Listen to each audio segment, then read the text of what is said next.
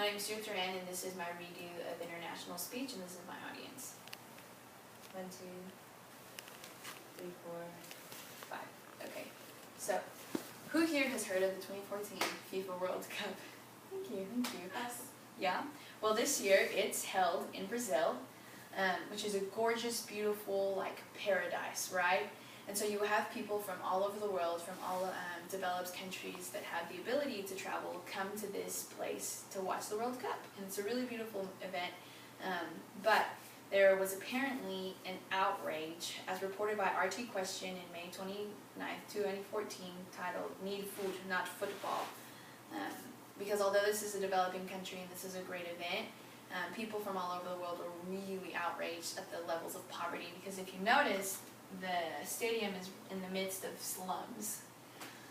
And so the world started talking more about poverty and what that looks like.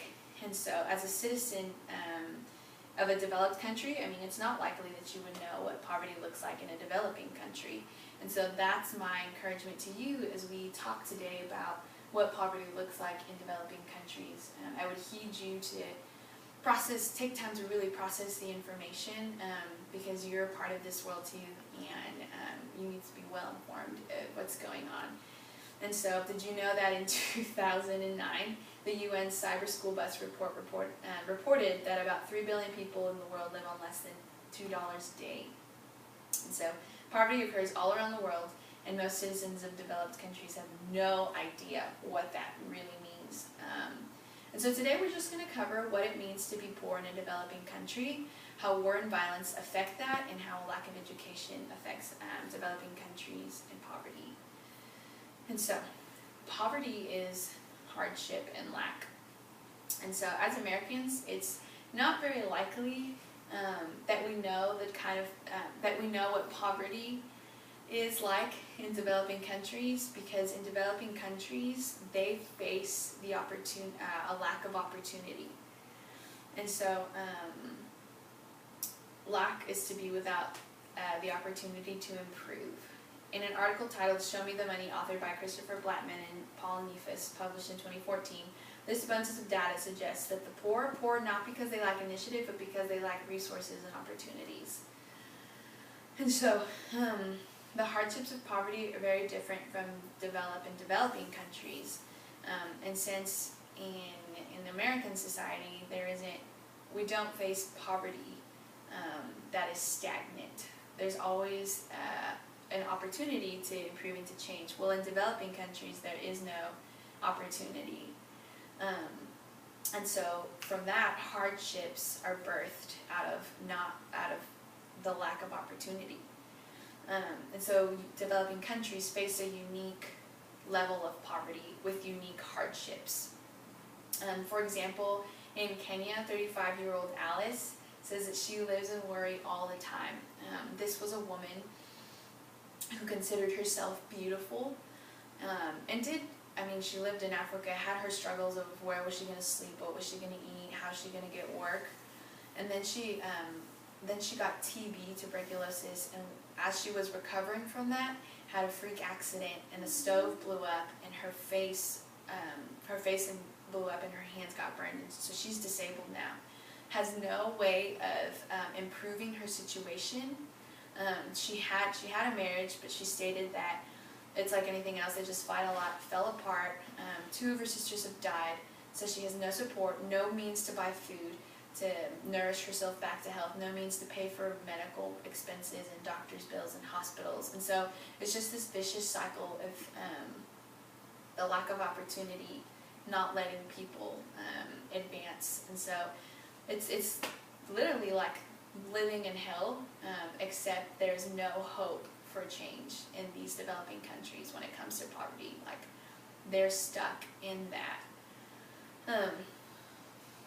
And so it's important to be aware of that and the differences that developing and developed countries face in poverty hardships. Another characteristic of poverty in developing countries is war and violence.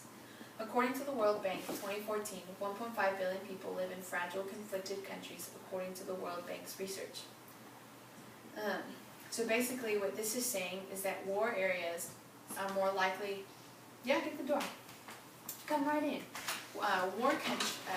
Countries that are within war are more likely to have poverty because of this lack of political leadership and the undermined economy. And so that's not okay, but one is able to start understanding that. And so from there, people are fleeing their countries. People are crossing borders. People are becoming refugees, and people are getting involved in human sex trafficking. And so poverty is promoting violence. And if you've kept up with current events at all, you would know that the border is facing massive problems. The border between Mexico and the U.S., where hundreds of children are just coming and crossing over. And that's a result of people being sick of the lack of opportunity, people being sick of their political systems, and people being sick of the violence. And so people flee, and that enables poverty because they come here and they have nothing. They have no way of doing things. And so that's from a source called, according to Ian Gordon, who's the author, 70,000 kids will show up alone at the border, and what will happen to them, published in July 2014. And so poverty produces this, war produces a kind of poverty that is unique to developing countries. And then the stress of poverty, even apart from war, cultivates crime. And so there was Agustín Cano Menino published an article in 2014 titled "Dangerous Poverty: Analysis of the Criminalization Process of Poverty in Youth in Uruguay and the Challenges that this process presents to the community psychology." So here he talks about how stigmas within the society of people being gangsters or being violent actually become self-fulfilling prophecies, and people stay within poverty and within a life of violence. And so, all that to say that developing countries face poverty on a war and on a violent level more so than established, stable, developed countries face. Another factor of poverty for underdeveloped countries that developed countries aren't familiar with is the lack of education. So children are less likely to be educated in developing countries because, one, they either have to stop school and go work, or their family doesn't have money to pay for the fees. So the UN Millennium Goals, published in 2007, reveal that girls and children from poor or rural age in education, from poor or rural areas, are less likely to overcome poverty because they won't have an education.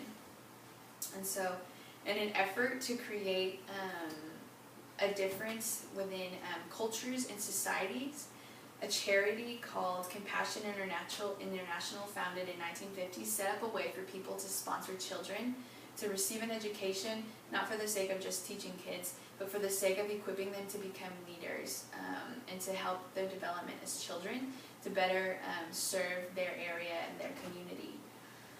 And so that's one way that you, the audience member, can partner with, be aware and partner with poverty that developing countries face. And so in conclusion, poverty in developing countries